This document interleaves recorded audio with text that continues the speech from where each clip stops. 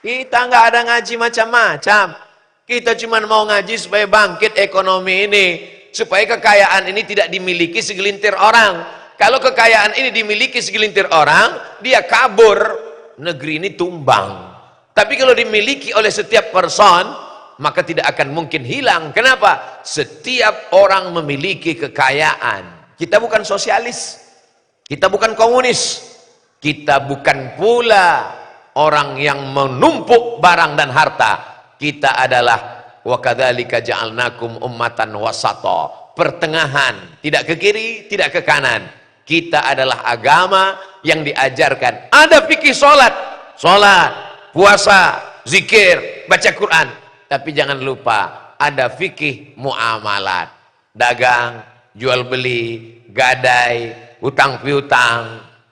Justru yang paling panjang ayat dalam Al-Quran, Al-Baqarah 282. Ya ayyuhalladzina amanu, hai orang-orang beriman, idza tadayantum bidainin, kalau kamu menjalin transaksi hutang piutang, ila ajalim musamma, sampai batas tertentu, faktubuh, tulislah. Padahal ketika itu yang bisa nulis cuma 40 orang. Hadis saja tidak ditulis, ayat Quran ditulis di pelepah korma, tapi ayat yang turun justru tentang hutang piutang, uang, duit, benda, harta. Mau pergi haji, duit. Sodakoh, duit. Man bana masjidan, siapa yang bangun masjid, banallah mithlahu baitan fil jannah, siapa yang bangun masjid, dibangunkan Allah satu tempat di surga, duit. Kalau mau dekat dengan Nabi, ana wa kafilul yatim kahataini fil jannah, aku dan orang yang menyantuni anak yatim seperti ini di surga, duit. Amal yang mengalir, sholat duha putus, sholat tahajud putus, tapi ada amal yang mengalir, apa dia? Shadaqatun jariyah, duit. At'imut ta'am, beri orang makan, duit. Absus salam, ucapkan salam, nggak perlu pakai duit. Tapi at'imut ta'am, berikan orang makan, duit. Pahala yang mengalir setelah kematian, duit. Jadi kalau begitu yang paling layak cepat masuk surga adalah orang yang punya duit. Hari ini kita diajarkan untuk supaya lemah, bawaan kita mau mati, gak usah diurus pasar, jangan diurus ruko, kita besok pagi mau mati, iya kalau mati, kalau enggak. Lalu kemudian Nabi Muhammad SAW menikah dengan Khadijah. Berapa maharnya? Kata Syekh Safiur Rahman Al-Mubarakfuri dalam kitab Ar-Rahiq Al-Maktum, lomba musabaqah nulis sejarah Nabi juara 1 dari India, diadakan di Makkah Al-Mukarramah oleh OKI, organisasi konferensi Islam, Rabithah Alam Islami. Maharnya, saya sebetulnya segan untuk mengungkapkan ini karena ini nanti bisa merusak harga mahar di Nusa Tenggara Barat. Kasihan yang jomblo-jomblo. Tapi nanti saya imbangi dengan beberapa hadis untuk menetralisir. Maharnya ishruna bakarah, 20 ekor onta. Satu ekor onta paling murah 50 juta. Sebenarnya lebih daripada itu, tapi karena kita udah lama kenal, udahlah 50 aja lah. Kalau satu ekor 50 juta, 10 ekor 500, 20 ekor berarti 1 miliar. Saya yakin yang belum nikah detak jantungnya udah mulai nggak normal. Mudah-mudahan ceramah Ustadz Somad ini nggak sampai ke calon mertua. Tapi diimbangi dengan hadis yang lain. Perempuan yang paling baik adalah aqalluha mahran, yang maharnya paling rendah. Nah, gimana? Udah agak tenangan kan? Saya cuma mau cerita bahwa Nabi Muhammad SAW, anak muda umur 25 tahun, nikahnya mahar 20 ekor onta, ditambah dengan beberapa auqiyah emas, hampir mencapai 2 miliar. Kira-kira kalau anak muda 25 tahun, nikah maharnya nyaris 2 miliar, orang kaya apa orang miskin? Kaya. Yang miskin itu bukan Nabi Muhammad, umat Nabi Muhammad. Aku nikahkan engkau dengan anakku dengan mahar seperangkat alat sholat dan kitab suci Al-Quran tunai. Itu kita. Anak-anak muda sekarang lebih murah. Kupinang kau dengan bismillah. Nggak bermodal. Ketawa dan aja, Masya Allah. Beginilah Islam ini. Islam ini bukan agama orang fakir miskin. Islam ini luar biasa. Baru saja kemarin kita pesta hewan kurban. Artis-artis berkurban, satu sapi limosin, harganya 300 juta, 1 miliar. Nabi Muhammad SAW nggak artis, tapi followernya terbanyak. Berapa kurban Nabi Muhammad SAW? Dia sembelih sendiri 63 ekor. Habis itu pisaunya dia kasihkan ke Sayyidina Ali, dipotong Sayyidina Ali 37 ekor. 37 tambah 63, 100 ekor. Onta. Bukan kambing. Beritanya belum sampai ke artis. Kalau sampai pucat dia. 100 ekor onta.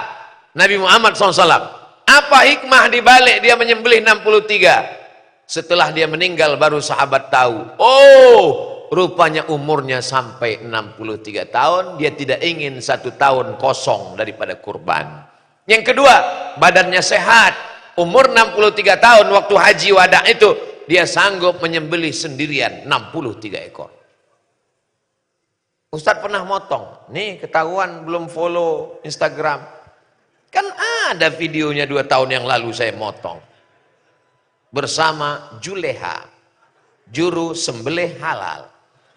Saya dari kecil motong ayam pun gak berani. Tapi begitu mereka kasih golok, segan mau nolak. Silakan Ustaz Somad potong. Gak mungkin kita tolak. Kita profesor, malu. Terpaksalah saya potong. Ya potong. Saya ini ceramah aja yang menggelegar. Hati saya lembut. Potong ayam aja nggak sampai hati, apalagi sapi. Tapi karena terpaksa saya gas juga. Mati 2 ekor. Terkapar. Waktu motong itu siapa yang Ustaz bayangkan? Adalah buzzer-buzzer yang ngejek saya itu.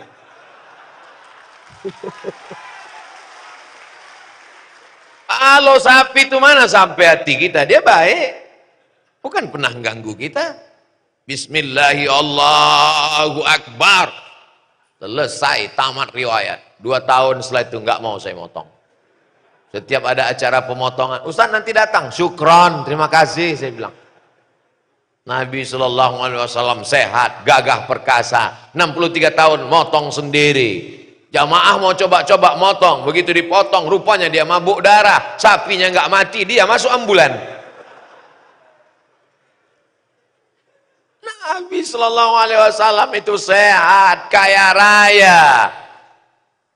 Nabi Muhammad SAW itu hartanya berapa Pak Ustadz? Pindah ke kota Makkah Al-Mukarramah, dari Makkah pindah ke Madinah, sampai di Madinah tahun kedua terjadi perang namanya perang Badar.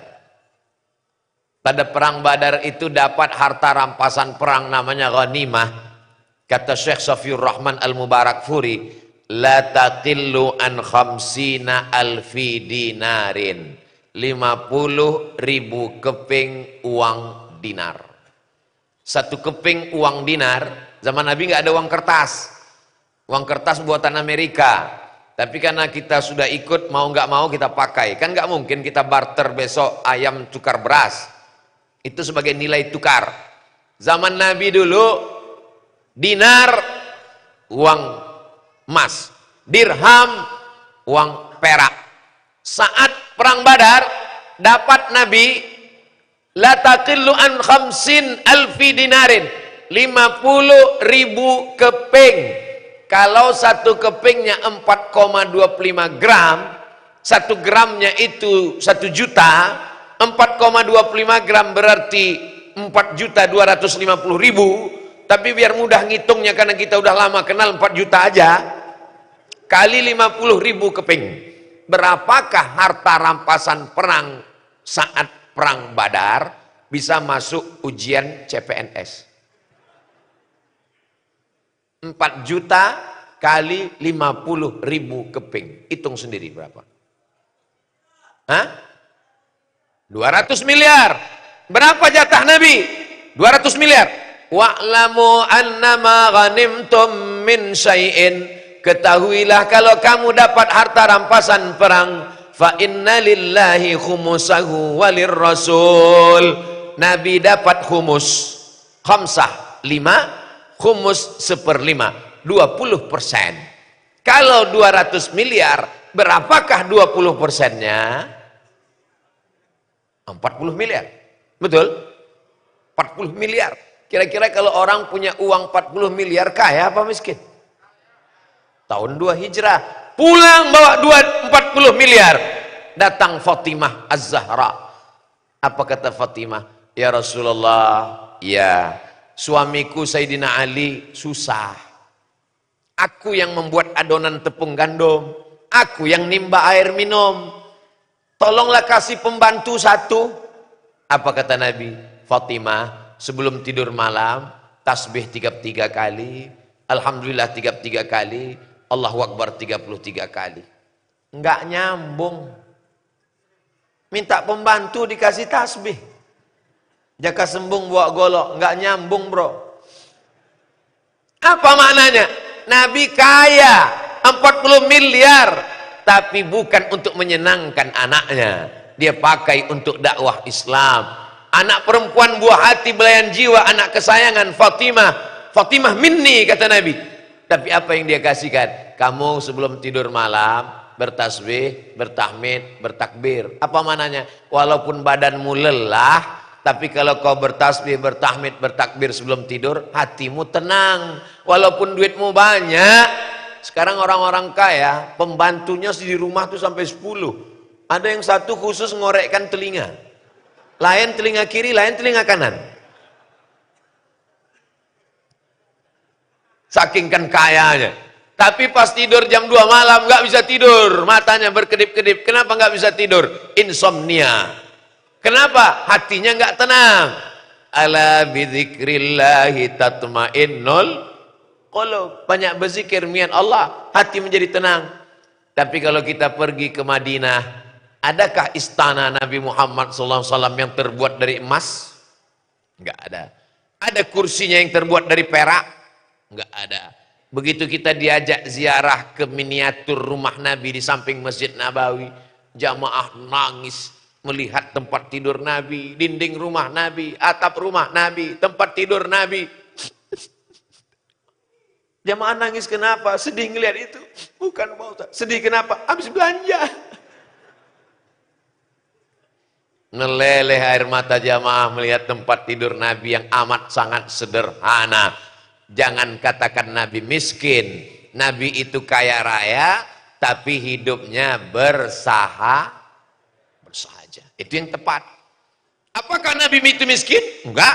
Apakah Nabi itu kaya raya sehingga menunjukkan segala sesuatu? Sekarang orang kalau ingin menunjukkan dia kaya bagaimana? Outfit.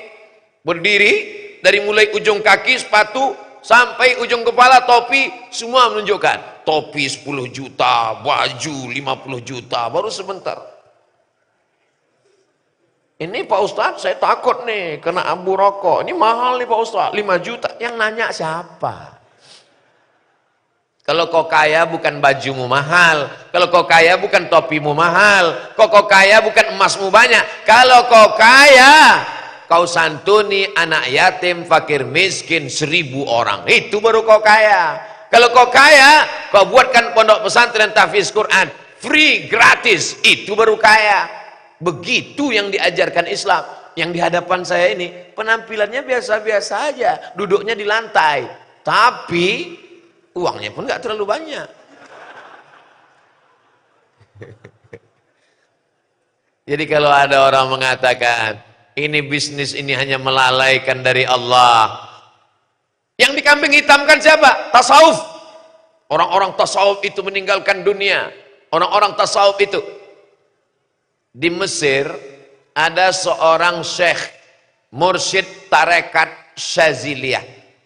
dapat gelar doktor dari Sorbonne, Prancis tahun 1940. 1977 diangkat menjadi Syekhul Grand Syekh Azhar, namanya Dr. Abdul Alim Mahmud. Mobil sedan yang paling mahal zaman itu milik Syekh Abdul Alim Mahmud, mursyid. Siapa mengatakan tasawuf meninggalkan dunia? Siapa yang meninggalkan tasawuf meninggalkan harta? Imam Malik bin Anas punya kereta kencana. Imam Malik gurunya Imam Syafi'i punya kereta kencana di Madinah. Datang Imam Sufyan Ats-Tsauri dari Irak mengirim surat. Hai Malik bin Anas, kenapa kau hidup bermegah-megah? Kereta kencanamu mewah. Bukankah kita ulama diajarkan hidup sederhana dan bersahaja? Dijawab surat itu oleh Imam Malik bin Anas. Aku memang punya kereta kencana, tapi tidak pernah kupakai sekalipun, karena tidak layak aku naik kereta kencana di atas, sedangkan ada jasad Nabi Muhammad di bawah tanah tempat aku lewat. Tapi perlu kita punya itu. Kenapa?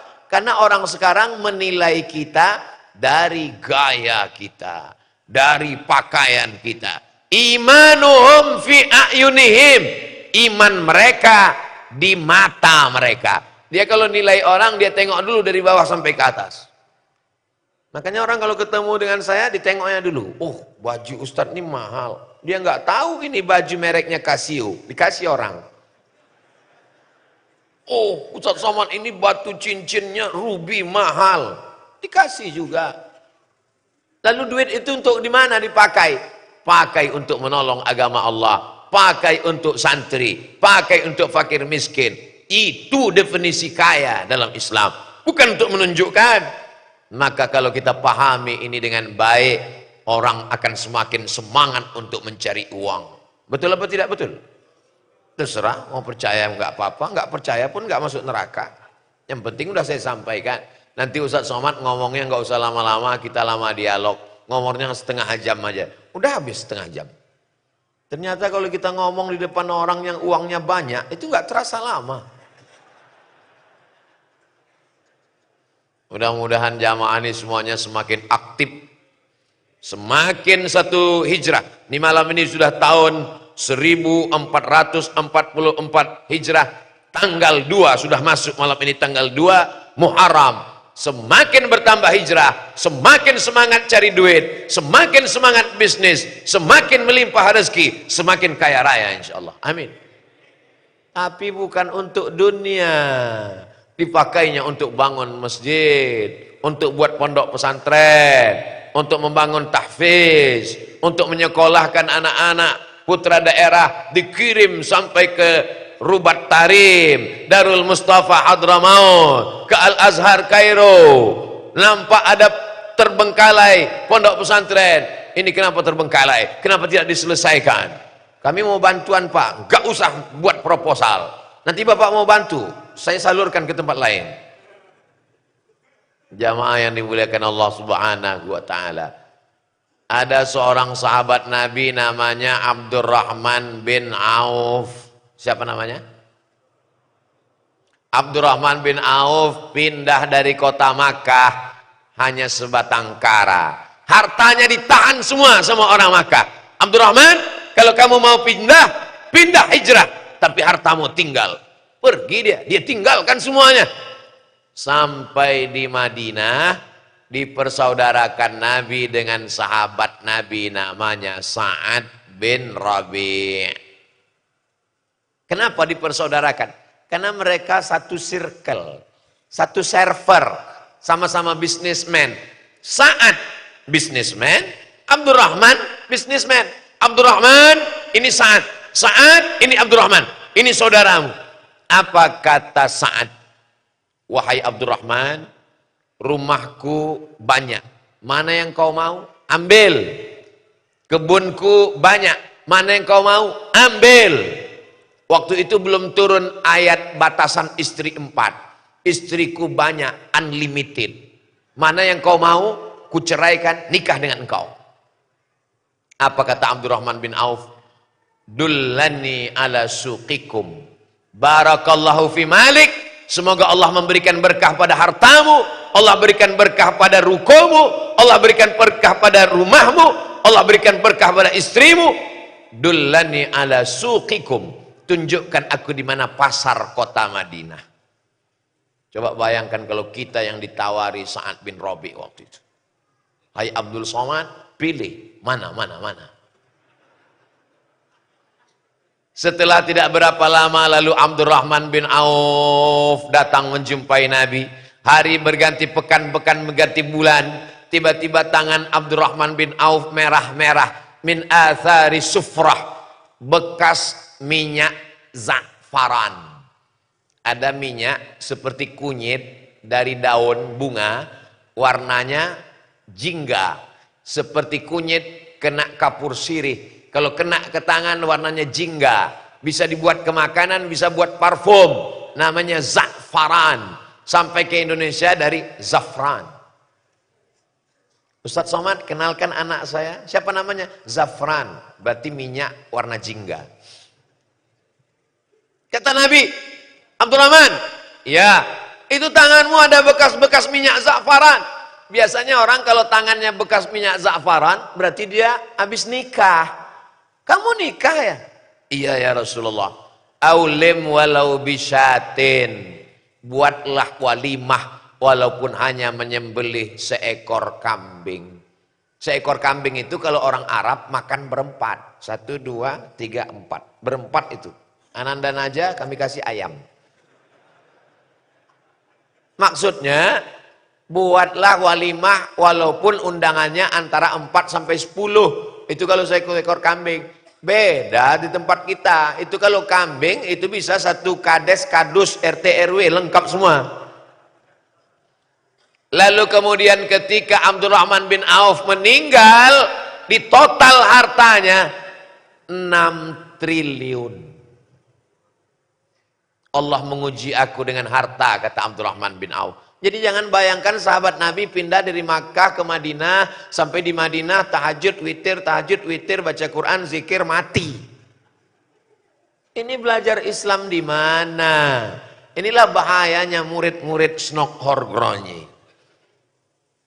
Kita diajarkan ada namanya musaqat, menyiram tanaman. Ada namanya ihya'ul mawad, menghidupkan tanah mati. Ada namanya muzara'ah, menanam tanaman, tumbuh-tumbuhan di tanah. Saya nggak punya tanah, saya tanam, berbagi. Tapi fikih-fikih muamalah ini sudah tidak dikaji orang. Yang dikaji orang di masjid sibuk mengkaji masalah. Darah nifas, darah haid, darah wiladah, darah bisul, darah jerawat, darah nyamuk. Memang asik mengkaji ini. Dengkap dengan dalil, berdebat, mazhab, ikhtilaf. Kenapa tidak dikaji fikih muamalah, mudharabah, murabahah, ekonomi syariah? Masya Allah, tabarakallah.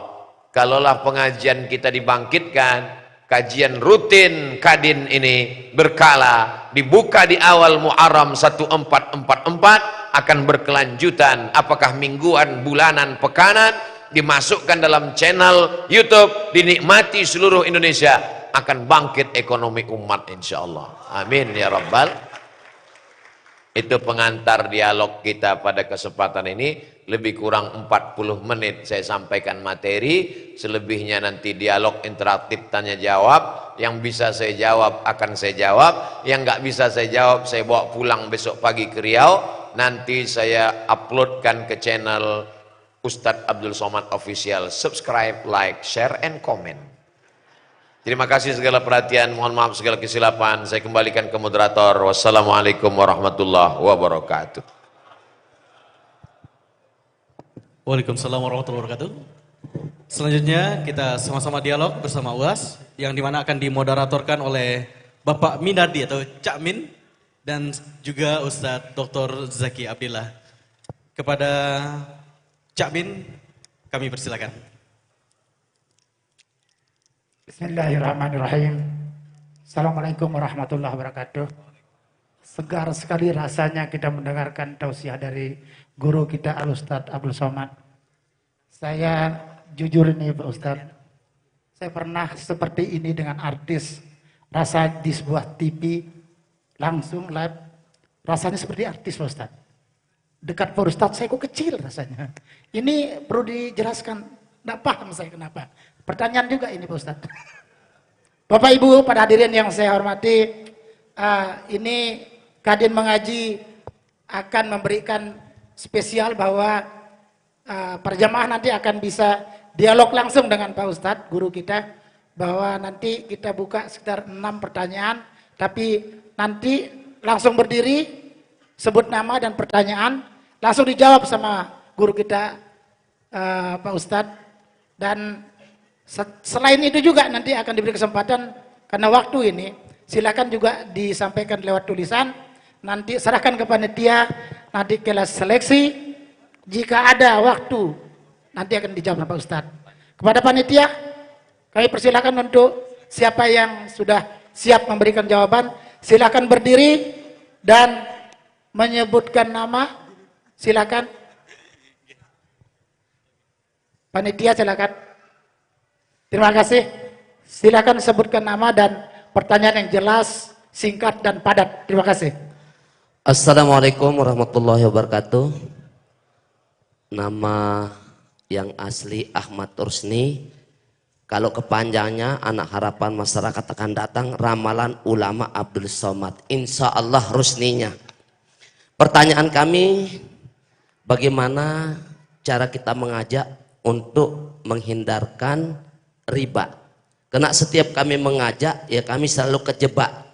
Harus ya kita ini sekarang ini ya, dengan kata-kata yang apa yang mereka sampaikan diantaranya adalah tidak ada ekonomi tanpa pinjaman. Nah, begitulah kira-kira yang pertanyaan pertama. Terus yang kedua, mudah-mudahan ya, bagaimana cara kita untuk selalu tadi itu seperti kata Ustadz Abdul Somad, untuk kita bisa selalu tentram, taat, energik, nyaman, toleran, rapi, amanah, dan mampu, baik dalam bidang ekonomi.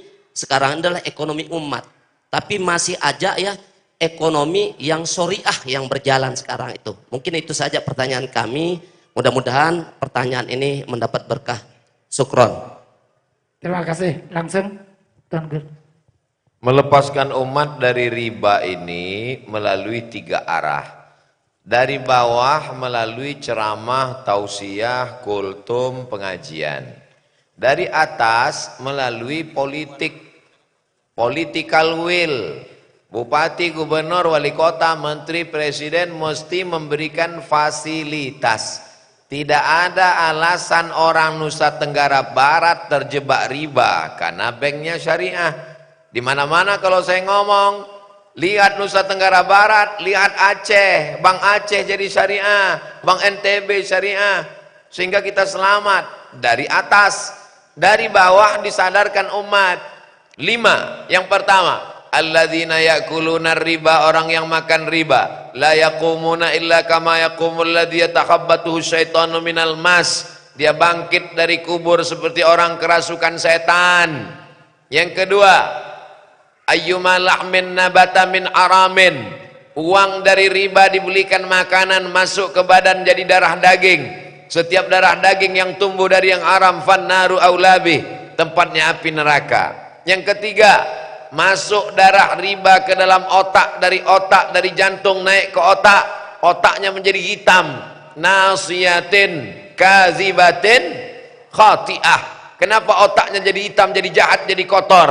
Gara-gara darah riba menyembur dari jantung naik ke otak. Sepiring nasi berubah menjadi setetes darah, setetes darah masuk ke jantung, disemburkan ke otak, mata, telinga, tangan, kaki jadi jahat gara-gara riba. Keempat, berdoa pagi, petang, siang, malam. Doa tidak dikabulkan Allah. Mengapa doa tidak dikabulkan Allah? Mat'amuhu haram, makanannya haram. Masrabuhu haram, minumannya haram. Malbasuhu haram, pakaiannya haram.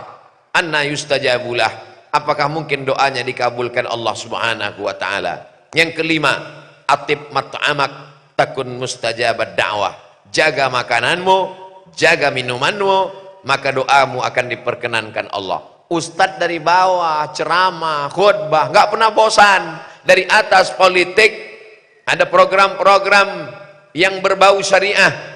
Dari samping, inilah dia komunitas-komunitas. Apa itu komunitas paguyuban, komunitas masyarakat Lombok yang ada di perantauan, termasuklah Kadin, memfasilitasi umat supaya terselamatkan dari riba melalui program-program yang halal. Islam tidak mengharamkan pinjaman. Yang diharamkan itu adalah pinjaman yang melilit leher.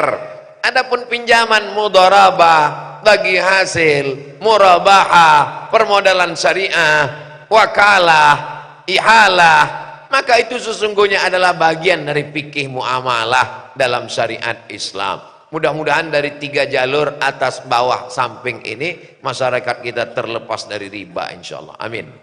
Wallahu a'lam bishawab. Terima kasih Pak Ustadz. Lanjut yang kedua. Silakan. Panitia silakan untuk kasih mic. Ya, mungkin ibu-ibu, Ustaz. Silakan. Ini ada pertanyaan lagi. Bagaimana cara jual beli yang diridhoi Allah? Innamal bai'u antaradin. Jual beli itu sama-sama ridho. Saya ridho mengeluarkan uang saya untuk membeli barang, Bapak ridho barang itu dijual, saya bayar. Makanya dalam mazhab Syafi'i ada ijab dan qabul.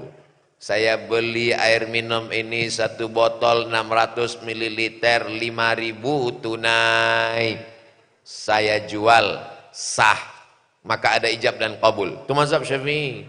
Lalu bagaimana kita beli di mall? Nggak ada ngomong la salam wala kalam, langsung bayar tet. Itu namanya baik bil mu'atah. Baik bil mu'atah, jual beli dengan cara bahasa memberi. Begitu saya berikan uang, itu menunjukkan saya ridho dengan barang. Begitu yang punya barang ngasih, maka sungguhnya dia ridho. Begitu juga dengan jual beli ketika kita sedang berada online.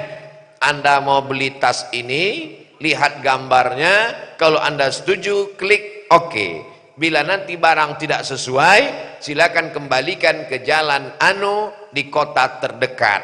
Ada tempat kita komplain. Kalau tipu, man ghasyana falaysa minna. Siapa yang menipu bukan umat Nabi Muhammad sallallahu alaihi wasallam. Tidak boleh ada 3 unsur, ketiga-tiganya atau salah satu dari 3 unsur. Yang pertama, ghish, tipu. Yang kedua, zulm, aniaya. Yang ketiga, gharar, gambling, nggak jelas. Makanya nggak boleh jual beli bil hasa. Diambil batu, mana batu ini jatuh, itu yang saya beli, lempar. Barang-barangnya dipajang di situ, zaman jahiliyah, lempar. Mana yang kena? Zaman sekarang ada nggak yang begini? Ada. Di pasar malam pakai gelang, nanti jatuhnya kemana? Itu yang dibeli. Judi, haram. Riba, gambling, gharar, merusak. Iya kalau yang kebetulan yang dilempar itu harganya sesuai. Kalau enggak, merasa kurang beruntung. Lagi. Setan berbisik. Akhirnya rusak hubungan kita. Ini semua Islam datang menjaga 5. Islam datang yang pertama, hifzun nafs, menjaga nyawa. Enggak boleh bunuh. Yang kedua, hifzul mal, menjaga harta. Enggak boleh nipu. Yang ketiga, hifzul ard, menjaga kehormatan, nggak boleh ngejek orang. Yang keempat, hifzuddin, menjaga agama, nggak boleh menista agama. Yang kelima, hifzul aql, menjaga akal, nggak boleh pakai sabu, narkoba, khamar. Kedatangan Islam untuk menjaga keselamatan kita bersama. Bagaimana kalau ada orang menjual barang yang haram? Naha Rasulullah SAW an thamanil kalbi. Tidak boleh, dilarang Nabi, hasil jual anjing. Wa mahril baghi, uang hasil prostitusi. Wa hulwanil kahin, uang dari perdukunan. Dukun, maka disebut dia dengan hulwa, manis uangnya. Kenapa? Karena kerjanya nggak berat, meramal, pawang, dan lain sebagainya. Pakai jasa jin, dan lain sebagainya. Maka ini tipu-tipu, bohong-bohong. Suatu ketika Nabi masuk ke dalam pasar, dia lihat ada makanan kering di luar. Jibril alaihissalam memberitahu, itu di dalam ada yang basah, busuk.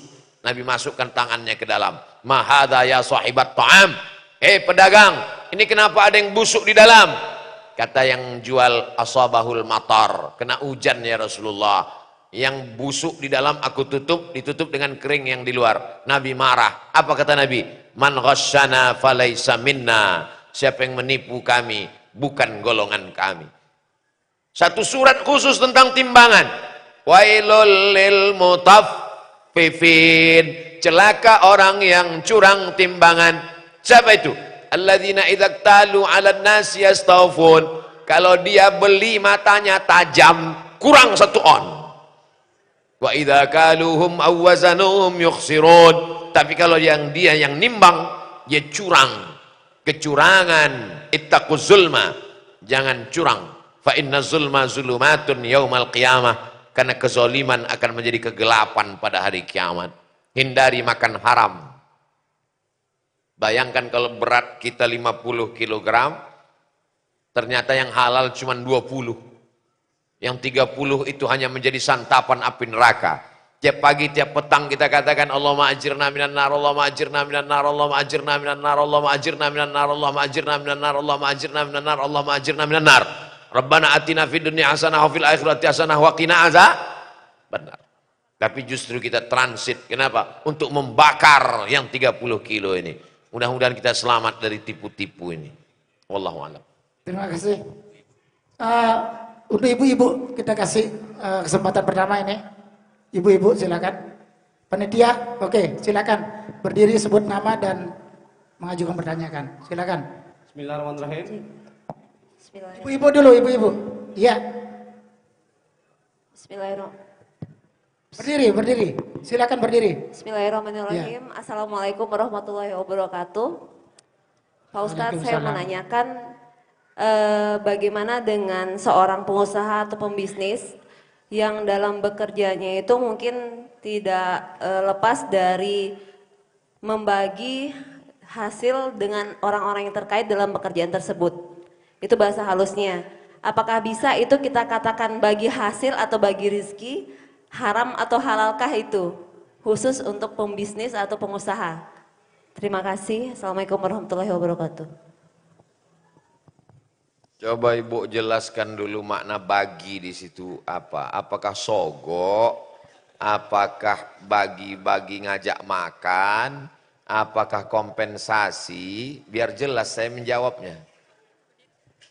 Ya mungkin Pak Ustadz juga bisa menjelaskan dalam hal sogo, dalam hal makan bersama, seperti itu. Terima kasih. La'ana Rasulullah sallallahu alaihi wasallam ar-rashi wal murtashi.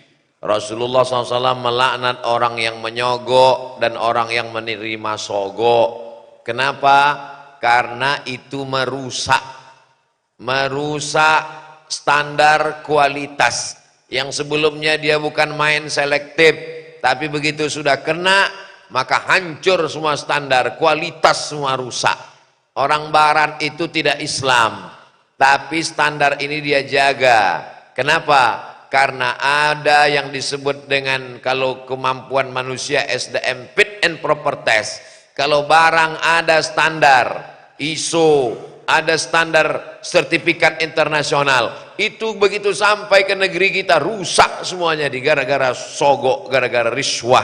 Makanya dalam Islam diajarkan ketika seorang sahabat pulang mengutip zakat, ini kambing untuk zakat ya Rasulullah. Terus kambing yang ini kambing hadiah untuk saya. Merah wajah Nabi. Apa kata Nabi? Afala yajlisu fi baiti ummih. Kalau kamu duduk di rumah bapakmu, di rumah ibumu, apa mungkin ada orang ngasih kambing ke kamu? Kamu dapat ini kan karena kamu petugas amil zakat. Marah Nabi. Itu sekarang disebut dengan apa namanya itu? Hadiah karena jabatan. Gratifikasi, hadiah karena kekuasaan.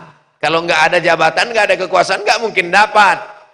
Makanya di beberapa tempat pesta pernikahan anak pejabat, KPK memeriksa hadiah-hadiah pernikahan. Nggak masuk akal, nggak logis. Berarti masuk kategori sogok, masuk gul. Ini semua untuk menjaga kita.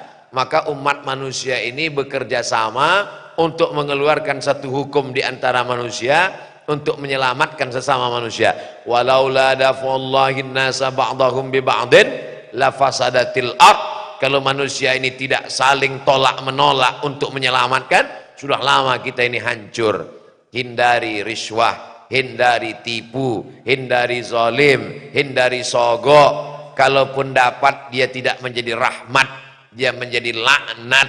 Nampaknya seperti rahmat, tapi sebenarnya dia istidraj. Sanastadrijuhum min haitsu la ya'lamun. Kami permainkan mereka dengan istidraj. Wa umli lahum, kuulur. Inna kaidi matin. Tipu dayaku amat sangat kuat. Wa makaru, mereka buat tipu daya. Wa makarallah, Allah buat tipu daya. Akhirnya uang itu tak ada berkahnya sama sekali. Hanya sekedar lewat di kantong, lewat di buku rekening, lewat di akte, tapi dia tidak membawa berkah. Itulah yang disebut dengan duit hantu dimakan tuyul. Mudah-mudahan kita diselamatkan dari yang haram-haram insyaallah. Wallahu a'lam bishawab. Oke, itu ya. Satu lagi untuk dialog langsung, satu lagi. Silakan panitia. Silakan panitia. Atau sebelah sini.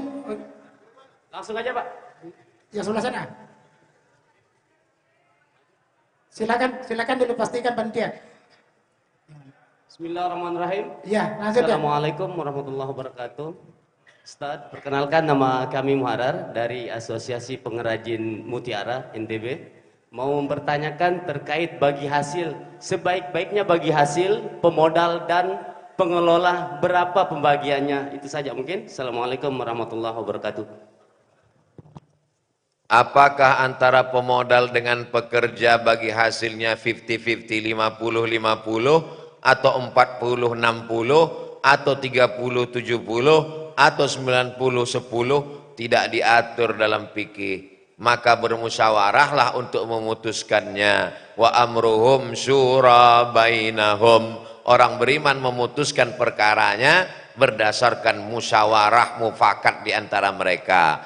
Jangan merusak harga. Ma khaba man istakhara wa ma nadima man istasyara. Tidak sia-sia orang yang mau istikharah dan tidak akan menyesal orang yang mau musyawarah. Saya usaha bisnis di pulau lain, tapi saya mesti tahu juga harga gimana yang ada di Nusa Tenggara Barat. Maka saya musyawarah dengan tokoh masyarakat, dengan tuan-tuan guru, supaya tidak merusak stabilitas harga, keamanan, sosial, dan lain sebagainya. Ikutilah selama tidak terjerumus kepada perbuatan haram. Kalau di sini pembagiannya 70-30, ya kita buat. Karena kalau tidak nanti akan membuat hasad, kecemburuan, dan lain sebagainya. Wallahu a'lam bishawab. Ya. Lagi satu. Silakan. Ini lagi satu ya, setelah itu kita bacakan yang pertanyaan tertulis. Silakan panitia mic.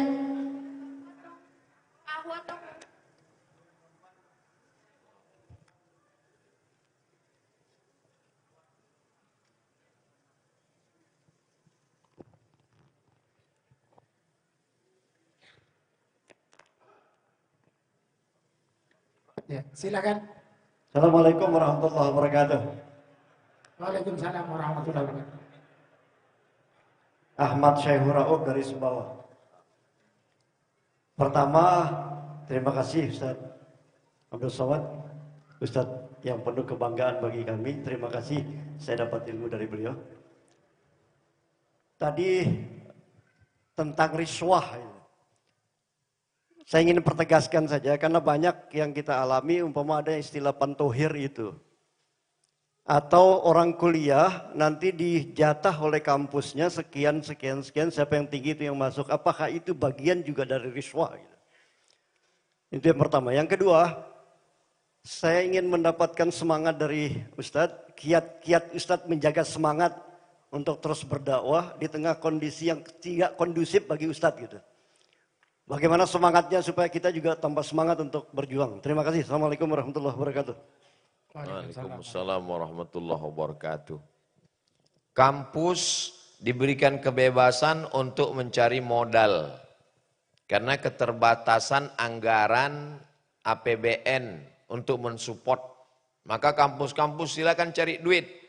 Maka beberapa kampus membuka fakultas kedokteran, dokter-dokter yang mau lulus silakan bayar sekian. Itu tidak riswah, karena kampus itu tidak menggeser jatah siapapun. Kalau kamu lurus secara keilmuan, fit and proper testnya, keilmuannya, IPA-nya, mata pelajaran, mata kuliahnya, fisikanya, kimianya, biologinya memang layak, tapi kamu punya nilai lebih. Lebihnya di mana? Dia bisa nambah uang. Untuk apa? Operasional. Karena fakultas kedokteran perlu uang begitu banyak. Tidak mencukupi dari APBN. Maka kampus-kampus itu tidak riswah. Kenapa? Karena itu resmi, legal, tidak menggeser jatah orang lain. Lalu yang riswah itu yang mana? Sebenarnya yang lulus ini si A. Maka datang si B menemui orang yang penentu di atas. Dialah yang bisa menaikkan dan menjatuhkan orang. Saya bayar sekian Pak.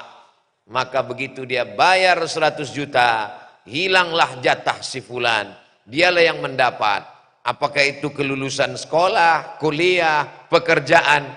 Dari mulai SKCPNS, PNS, gajinya haram, SPPD-nya haram, pensiunnya haram, tunjangannya haram. Sementara orang yang digeser tadi tidak akan mati kata Allah. Karena rezeki tak berpintu. Rezekimu lebih tahu di mana kau berada daripada engkau mengetahui di mana letak rezekimu. Wa ma min dabbatin fil ardi illa 'ala Allah rizquha.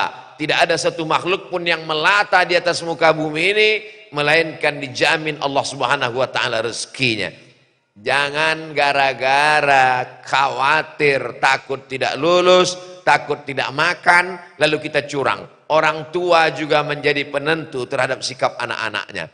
Saya sudah lulus tes bahasa Arab, bahasa Inggris, ikut tes potensi akademik, ikut tes mengajar. Tinggal lagi audisi 2 orang ketemu dengan guru besar.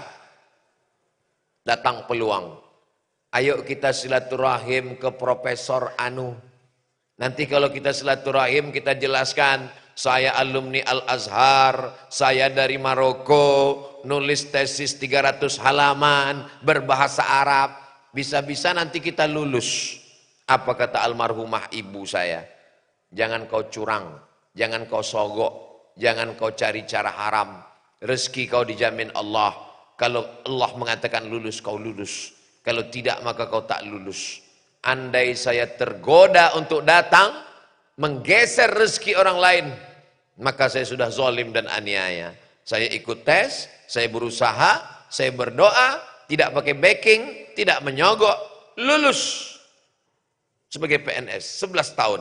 Habis itu saya keluar. Saya tidak dipecat, saya keluar. Kenapa keluar? Panjang ceritanya. Apa yang membuat semangat ini Pak Ustadz? Yang membuat Ustadz semangat itu apa? Yang membuat saya semangat salah satunya adalah Muhammad Najah. Yang membuat saya semangat adalah kalau saya masuk ke pedalaman. Ini nanti tanggal 12, 13, 14 Agustus saya akan masuk ke pedalaman. Setiap 6 bulan sekali saya masuk ke pedalaman. Ketemu dengan dai-dai dewan dakwah yang di pedalaman selama 6 bulan setahun nggak keluar. Malu dalam hati saya. Saya belum ada buat apa-apa untuk umat ini. Ketemu dengan guru mengaji di desa terasing dengan ikhlasnya mengajar. Itu membangkitkan semangat. Melihat orang sakit terbujur di ruang ICU.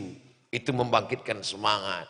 Masuk ke liang lahat menengok orang kubur, meletakkannya, itu membangkitkan semangat.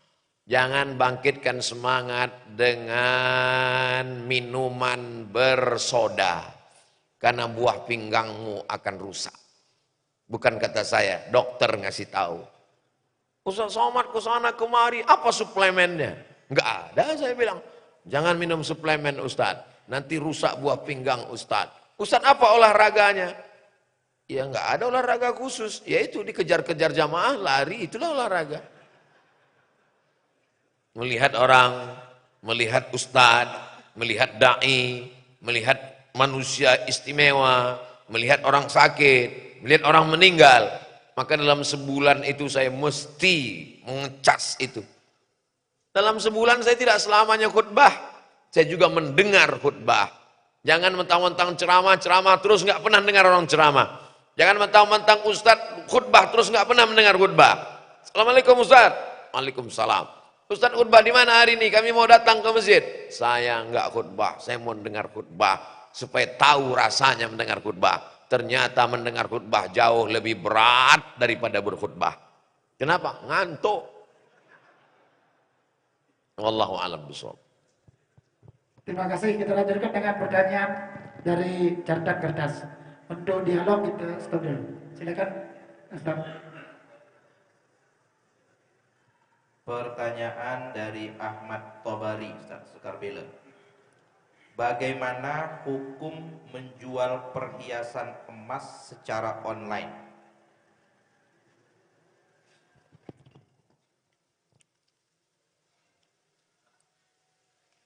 Tidak boleh menjual emas dengan emas, perak dengan perak, garam dengan garam, gandum dengan gandum, kecuali dan biadin langsung cash. Itu makanya kita boleh jual rupiah, membeli rial. Itu kan uang dengan uang, kenapa enggak riba? Karena langsung. Lalu bagaimana dengan membeli emas? Emas itu kan uang. Rupiah ini uang. Maka berarti kita kenapa itu kan tidak langsung, jualnya online. Emas zaman dulu nilai tukar. Emas zaman sekarang adalah barang. Itu dalil orang yang membolehkan jual beli emas secara kredit ataupun secara online ataupun secara tidak cash. Karena emas zaman sekarang bukan mata uang, bukan barang tukar, tapi dia adalah sebagai sebuah produk barang dalam bentuk bros, dalam bentuk macam-macam. Itu dalil yang membolehkan. Adapun orang yang bersikukuh, kekeh mengatakan tidak boleh karena dia menganggap emas masih tetap sebagai alat tukar mata uang. Saya memberikan kedua-dua jawaban dan menyebutkan ilat sebabnya. Supaya Bapak Ibu nanti jelas kalau ada ustadz yang ngomong, enggak boleh itu. Di mana letak enggak bolehnya? Enggak boleh tanya-tanya. Sebab enggak bolehnya itu adalah karena dia menganggap emas itu sebagai uang. Uang dengan uang enggak boleh dikreditkan. Uang dengan uang mesti cash langsung, ya dan biadin. Sama seperti kita menukar rupiah dengan rial, rupiah dengan dolar, mesti langsung. Begitu juga antara uang dengan emas tadi, mesti langsung. Tapi kalau dia menganggapnya sebagai sebuah produk, sama seperti saya beli tas, beli baju, beli sepatu, begitu juga dengan beli emas. Karena emas bukan alat tukar, tapi sebagai produk. Jelas? Wallahu a'lam. Baik, selanjutnya Ustaz. Bagaimana strategi menyadarkan para remaja yang telah kecanduan dengan barang haram sementara orang tuanya tidak peduli? Anak-anak muda ini hidupnya kan dari subsidi. Orang tua pemodal utama.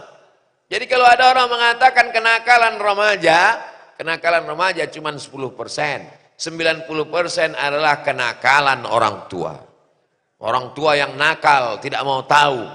Dulu saya susah, sekarang saya sudah punya duit. Saya senangkan anak saya. Itu menjerumuskan anak. Makanya bunyi ayatnya, qu anfusakum, jaga dirimu, wa ahlikum, istri dan anakmu, naro, dari api neraka. Bapak mesti ngomong. Kalau bapak nggak bisa ngomong, serahkan ke ibu. Ibu insya Allah pandai ngomong. Ini uang kau pakai kemana, kau sedang di mana, jalan sama siapa, motor mana, uang mana, diulangnya lagi seperti kaset rusak. Selama ibu masih mau ngomong, insya Allah anak-anak selamat. Tapi kalau ibu sudah diam nggak mau tahu, dunia sudah kiamat. Maka ini anak-anak ini mesti disadarkan. Ini dari orang tua. Yang kedua dari perangkat hukum. Siapa yang menangkap? Pak polisi. Polisi nggak bisa nangkap. Kenapa? Nggak ada payung hukumnya. Yang buat payung hukum siapa? Undang-undang DPR RI. Kalau dia provinsi, kabupaten, kota, namanya perda, peraturan daerah. Perbub, peraturan bupati. Pergub, peraturan gubernur. Perwako, peraturan yang dibuat wali kota. Ati'ullah wa ati'ur rasul wa ulil amri. Pak polisi walaupun punya pistol nggak bisa nangkap kalau nggak ada payung hukumnya. Yang buat payung hukumnya siapa? DPR RI, undang-undang. Pilihlah orang yang amanah. Kalau tidak kita ikut berkhianat. Lalu kemudian masyarakat. Masyarakat ini sekarang sudah tidak mau tahu. Mau mabuk, mau pakai narkoba, mau buat zina. Yang penting bukan anak saya. Dalam Islam kita dipuji karena 3. Kuntum khaira ummah. Kamu umat yang paling baik. Bukan karena bolak-balik haji, bukan karena puasa Senin Kamis, bukan karena tahajud. Kuntum khaira ummah, kamu umat yang paling baik. Pertama, ta'muruna bil ma'ruf. Yang kedua, wa tanhauna 'anil munkar wa tu'minuna billah. Terserah mau diejek nyinyir. Apai kamu urus saya? Urus saja surgamu, jangan urus nerakaku. Uangnya uang aku, anaknya anak aku, yang rugi aku. Kenapa kamu urus aku? Memang anak kamu, memang uang kamu. Tapi kalau gempa bumi, tsunami datang, rumah aku ikut juga, bodoh. Kalau bapak ibu sanggup ngomong, ngomonglah. Kalau nggak sanggup ngomong, video saya ini aja potong share. Orang marah dengan saya, nggak apa-apa. Saya udah terbiasa. Wallahu a'lam. Terakhir Ustaz. Pertanyaan ini yang pertama terkait dengan apa hukum pinjam uang di koperasi. Yang kedua Ustaz, sebelum dijawab, apa bisa bisnis syariah dengan orang beragama lain selain agama Islam? Uang bapak 25 juta. Uang saya 25 juta. Uang Cak Min 25 juta. Uang Ustadz Zaki 25 juta. Terkumpul uang berapa? 100 juta. Lalu saya pakai yang 100 juta ini untuk bisnis. Lalu setelah itu saya kembalikan. Saya kembalikan 150. Apa hukum yang 50 itu? Lihat dulu. Kalau yang 50 itu adalah bagi hasil ketika untung dan ditanggung bersama ketika rugi, maka namanya mudharabah, halal. Tapi kalau hanya mau untung, pokoknya Ustadz Somad mau untung mau rugi yang penting balikkan 150. Kalau untung sama untung, kalau rugi kau yang buntung. Itulah dia riba. Karena riba nggak mau tahu orang rugi, orang salah, orang yang penting uangnya balik. Disitulah etika Islam itu. Di mana letak bedanya? Beda. Kalau dia kasih 25, setelah itu dia nggak mau tahu. Mau kau rugi, mau kau untung, yang penting uang kami pulang, yang penting kami untung. Tapi kalau dia pakai mudharabah, begitu saya pakai uang 25, insya Allah mereka bertiga ini tiap hari nelpon saya. Assalamualaikum Ustaz Somad, apa kabar? Sehat? Bisnisnya gimana? Karena kalau sampai saya mati, ini uang nggak pulang. Mereka kalau pergi ke Jakarta, ketemu sama ahli pakar, mereka tersebut, Ustaz Somad kemarin uangnya dipakai untuk apa? Saya ternak lele, pas ini saya ketemu dengan pakar lele. Ngomong sama dia ya, kenapa care perhatian? Silaturahim menjadi lebih erat, dan doa mereka lebih khusyuk. 3 malam mereka tahajud, ya Allah, jangan sampai lele-lele itu mati. Kalau sampai mati habis ini ya Allah. Beda kalau diletakkannya uang, dia nggak peduli. Silaturahim nggak nyambung, detak jantungnya ya begitu aja, nggak ada adrenalinnya bangkit. Kenapa? Karena mau nggak mau, suka nggak suka, yang penting uang pulang. Akhirnya yang kaya makin kaya, yang miskin makin miskin. Jelas tentang perbedaan riba dengan mudharabah. Dan jelas pula di mana hikmah syariah. Lalu kemudian, apa tadi Ustaz pertanyaan yang terakhir? Apa bisa berbisnis syariah dengan orang yang beragama lain? Nabi Muhammad SAW meninggal Wadir'uhu marhunatun inda yahudiyin. Baju besi, Nabi itu punya baju besi waktu perang supaya nggak kena tombak. Digadaikannya ke seorang Yahudi. Bisalasina so'an min tamrin. Nabi menggadaikan baju besinya 30 sok. Satu sok itu 3 kilo. Satu sok bukan 50 kilo, itu satu sak. Satu sok 3 kilo. Satu sok itu 4 mud. Satu mud 7 on setengah. 4 mud 3 kilo.